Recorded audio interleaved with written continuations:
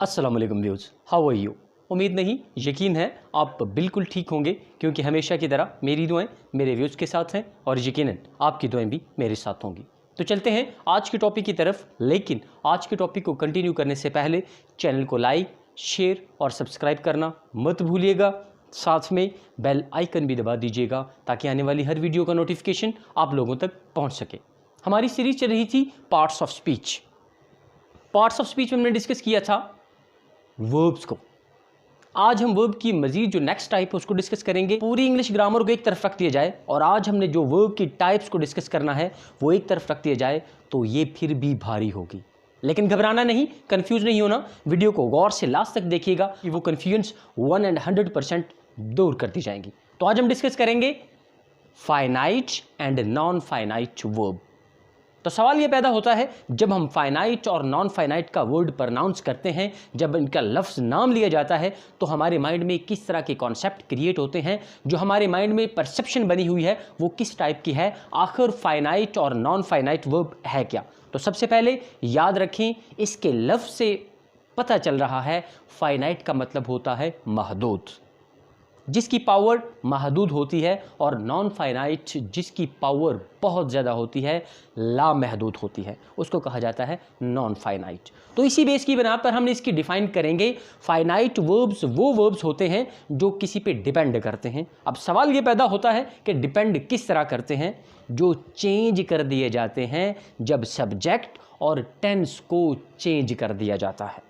मैंने क्या कहा, फाइनाइट वर्ब वो वर्ब होती है जब सब्जेक्ट को या टेंस को चेंज किया जाए तो वर्ब भी चेंज हो जाए, तो उसको कहा जाता है finite verb. Now look at here, finite and non finite verb. तो सबसे पहले हम डिस्कस करेंगे फाइनाइट वर्ब। बता दिया महदूद, changed if they are tense and subject changed. अगर इसका टेंस और सब्जेक्ट किसी भी सेंटेंस का चेंज करेंगे और उसका इफेक्ट हो वर्ब पर, तो याद रखें उस वर्ब को कहा जाएगा finite verb. Clear. Now look eight example, he goes, हो जाता है, दे गो, सेम टेंस है, लेकिन जब सब्जेक्ट चेंज हो गया तो फॉर्म ऑफ वर्ब्स भी चेंज हो गई। क्लियर। मैंने क्या कहा था, ये वर्ब की वो टाइप है जब सब्जेक्ट को या टेंस को चेंज करेंगे तो वर्ब ऑटोमेटिकली चेंज हो जाएगी। तो यहाँ पर था सिंगुलर ही, तो इसके साथ था गोज, जब प्लूरल हो गया तो गो हो गया।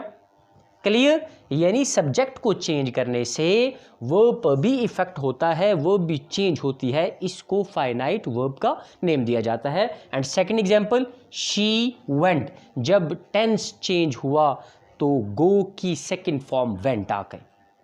क्लियर।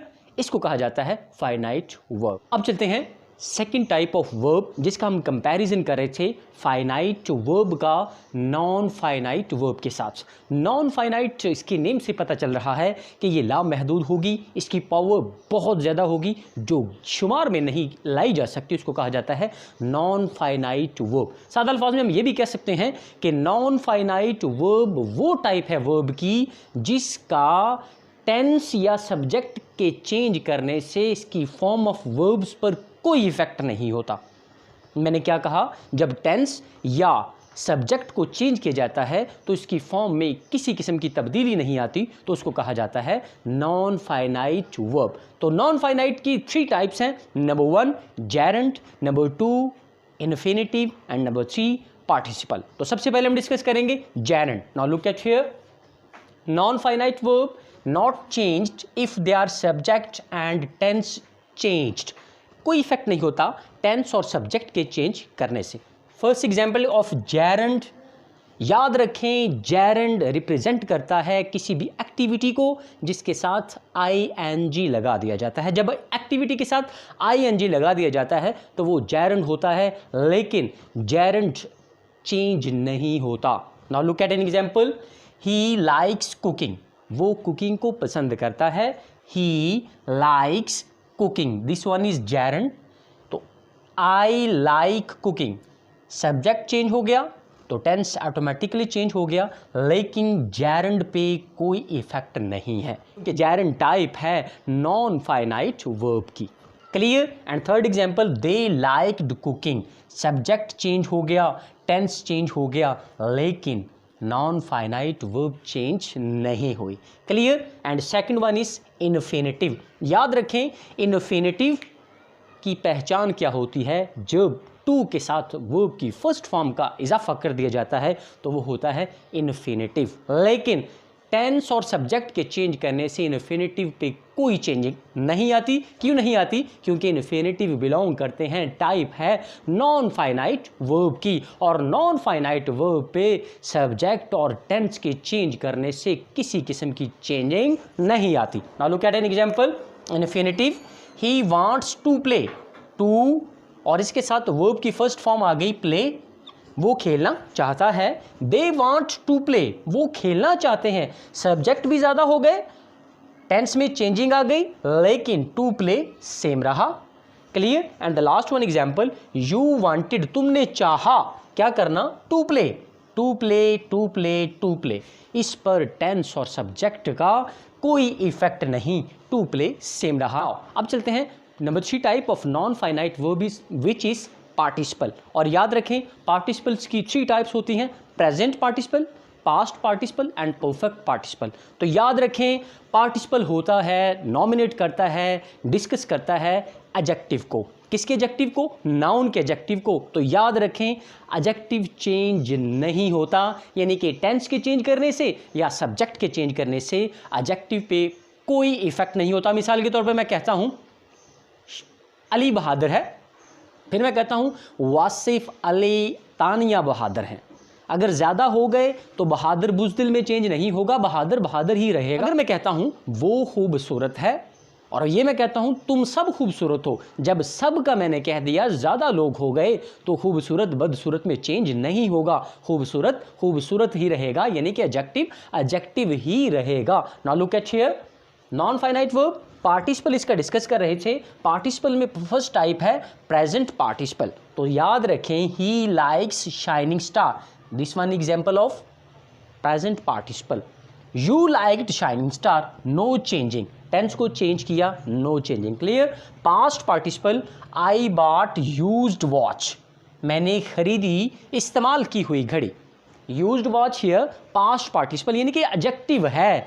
क्या चीज़ है? एडजेक्टिव। तो इसमें चेंजिंग नहीं आएगी जब मैं टेंस को चेंज करूंगा। मिसाल के तौर पे here is I bought used watch, you would bought used watch, I would bought used watch.